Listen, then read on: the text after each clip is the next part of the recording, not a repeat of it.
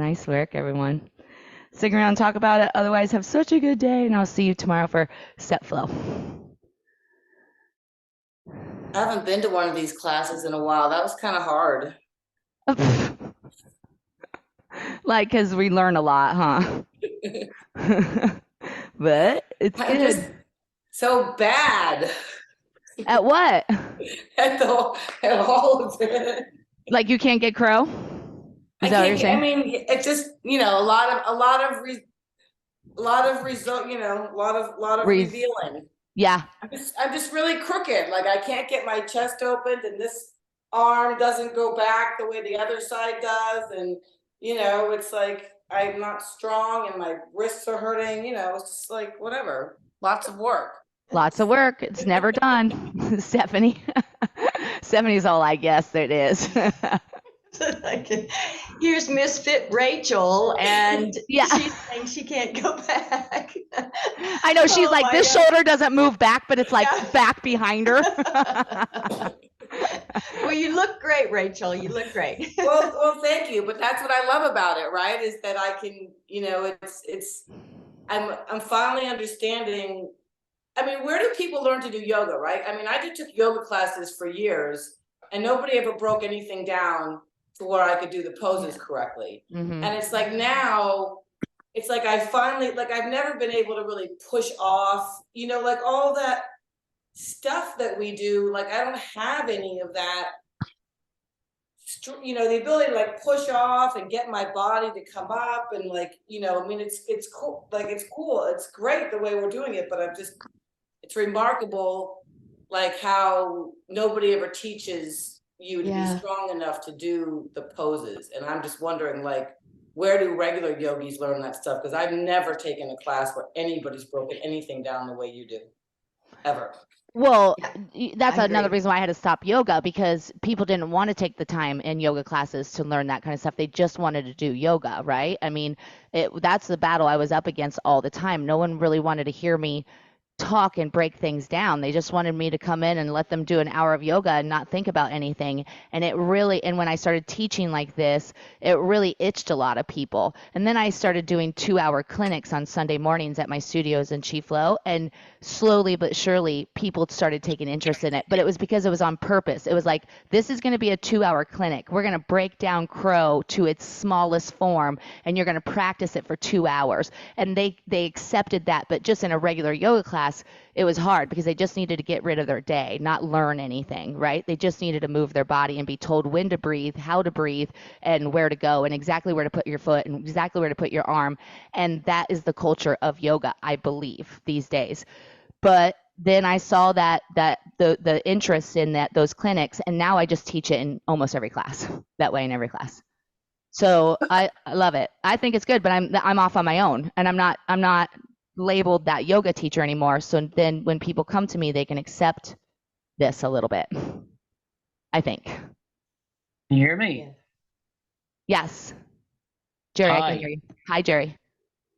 I was skiing at the weekend and I thought I was doing great, but we had the World Championships on. And then I looked over, I saw these guys coming down at miles an hour, and I went, wow. And that's a bit how I felt today. That was an extremely humbling experience. I think it's good to be humbled. I do. I wouldn't be here if I wasn't humbled, Donnell. Yeah. That's the whole point. I mean. Yeah. Movement adversity. It was great, though. That's an extremely challenging workout for me. What was so challenging about it, you guys? What was it? Just going from crow to camel and learning 2 different poses deeply? No, I think that the camel for me was okay. It's the crow. It's just that core strength that you need to get up. I just couldn't do it. And I think I'm strong. And yet when I'm in that position, I'm kind of going, well, where's my strength gone, But it's a challenge. Yeah, it's body dynamics again, like Rachel was saying, I think. Knowing the pieces, the puzzle pieces. Yeah. I will tell you something. When I first stepped off the yoga mat, I took the first weird class that I took after deciding that I needed to explore more than yoga. It was an adult gymnastics class. And that class humbled me like no other, because I went in going, oh, I can do all this stuff. I'm super strong. I'm awesome at yoga. And I got off the mat and I was less than awesome. I mean, at all the poses, I couldn't hold myself, even though it was like plank positions, but they made me do plank differently than the way I had done it for 12 years as a full-time yoga teacher, right? And so just that change of just a little change completely made me not even be able to hold a pose. So I went in there thinking I was so good at yoga, and then I did yoga-like things slightly different in the adult gymnastics way, and it completely shook my core and my faith in myself, right? It humbled me. But that is also my drive, because that's part of my story. I realized that by just doing yoga, I was strong at yoga, but nothing else. If by just doing step flow, I'd be strong at cardio, but nothing else. Just doing cycle, I'd be strong in my thighs, but nothing else, right? So this is where my message comes from, because of that story I had. So if this class humbled you, I hope my story of humbleness excites you. Oh, there's nothing wrong with being humble. Yeah. It creates a challenge for us. And I'm looking forward to it. Okay, so I can't do crow today, but I'm just going to say, I'm just going to keep at it. I'll get it someday, you know. Exactly. Yeah. And when we get it, we're gonna get it right. That's Sure. the thing. It's really hard. I mean, I can cheat through all these poses, but when you ask me to do them correctly, that's really tough. When I ask you to do all the puzzle pieces. Yeah, like Yeah. when I really have to do it right, like I can leap up there and brace myself into the pose, right?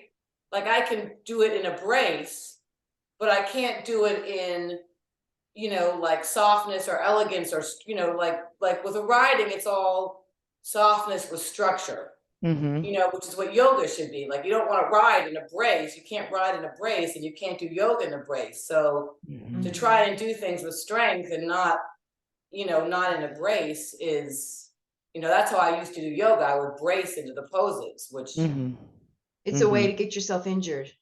yeah. Yeah. So So yeah.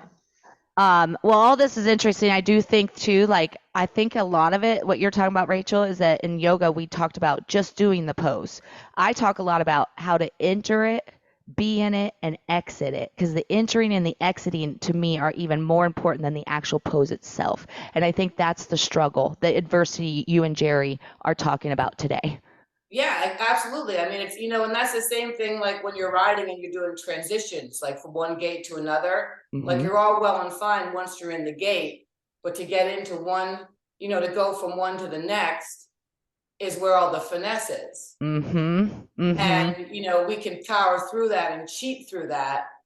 But when you actually can do that correctly, then, you know, then you've got it. So, I mean, I am so grateful for the way you teach this, because I can, you know, I understand the pose now. Like I can imagine in my mind's eye, like what it would feel like to do right.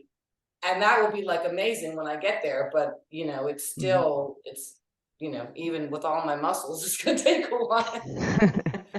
But even if it takes 5 years from now, when we're having that conversation, like, oh my gosh, I did it, you'll be so grateful that you did it for 5 years, you know? Well, yeah, and everything that I did all that 5 years will have been great too. So that's the thing. I mean, it doesn't matter doesn't matter what zone you're in, right? Because Exactly. training at scale in a way, you know, we're all doing what we can do at that moment in time. And that's the beauty of your teaching, is that you're not teaching us to do a pose, you know, you're teaching us how to get there. And so Yeah, I agree. I found that walking, if you follow the movements into the crow, the way Donnell is teaching it, you get to the point of your limit. yes. In my case, I had to leave both legs on the ground, but pushing my body forward, my arm said, "Okay, this is where we're at," and you know, that's where my exercise was in strengthening those arms. So it's not that it didn't work for me. It worked for me up to the point where I could master it. And maybe next week we get a bit further, you know. Yeah, and that's your zone, right? So yeah, yeah, I love it. I love it. I love it. Thank Well, you. and don't forget about strong coming up too. Thanks. Bye, Bye. everyone. Hi, thank you. Bye.